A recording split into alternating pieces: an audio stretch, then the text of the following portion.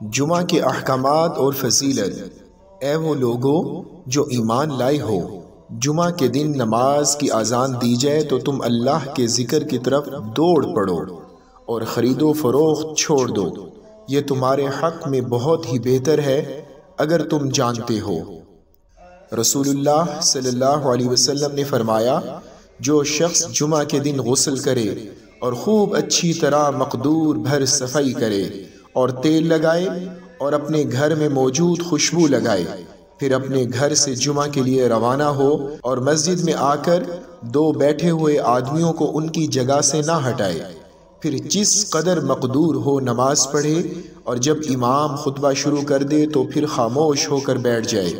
تو اس کے اس حاضر اور دوسرے جمعہ کے درمیان والے گناہ بخش دیے جاتے ہیں۔ رسول اللہ صلی اللہ علیہ وسلم نے فرمایا، ہر مسلمان پر باجماعت جمعہ ادا کرنا فرض ہے، سوائے 4 کے، عبد مملوک، عورت، بچے یا مریض کے۔ اسی طرح رسول اللہ صلی اللہ علیہ وسلم کا ارشاد ہے، تمام ایام سے بہترین دن جمعہ کا دن ہے، اسی دن آدم پیدا کیے گئے، اسی روز جنت میں داخل کیے گئے، اسی روز اس سے نکالے گئے، اور قیامت بھی جمعہ ہی کے دن قائم ہوگی۔ رسول اللہ صلی اللہ علیہ وسلم نے ارشاد فرمایا، جب تم نے دوران خطبہ کسی ساتھ والے شخص سے بس اتنا کہہ دیا کہ خاموش ہو جاؤ تو تم نے لغو کام کیا۔ رسول اللہ صلی اللہ علیہ وسلم کو منبر کی سیڑھیوں پر فرماتے ہوئے سنا، لوگ جمعے چھوڑنے سے باز آ جائیں ورنہ اللہ ان کے دلوں پر مہر لگا دے گا اور پھر وہ غافلین میں سے ہو جائیں گے۔ ابو سعید خدری رضی اللہ تعالی عنہ بیان کرتے ہیں، نبی اکرم صلی اللہ علیہ وسلم نے فرمایا، جس نے جمعہ کی رات سورۃ کہف پڑھی اور اس کے اور بیت اللہ کے درمیان نور کی روشنی ہو جاتی ہے۔ اسی طرح رسول اللہ صلی اللہ علیہ وسلم کا ارشاد مبارک ہے، اس گھڑی کو تلاش کریں جس کے بارے میں امید کی جاتی ہے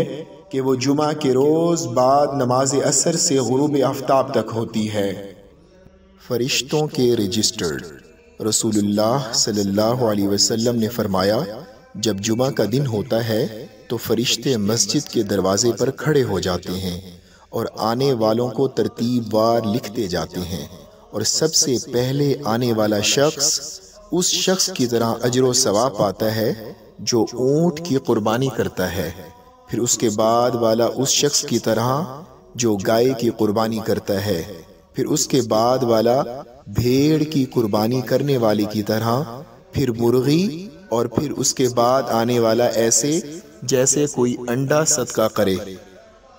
جب امام منبر پر آ جاتا ہے تو وہ اپنے رجسٹرڈ بند کر دیتے ہیں اور غور سے خطبہ سنتے ہیں۔ دعا ہے اللہ تعالی ہمیں اس پر عمل کرنے کی توفیق عطا فرمائے، آمین۔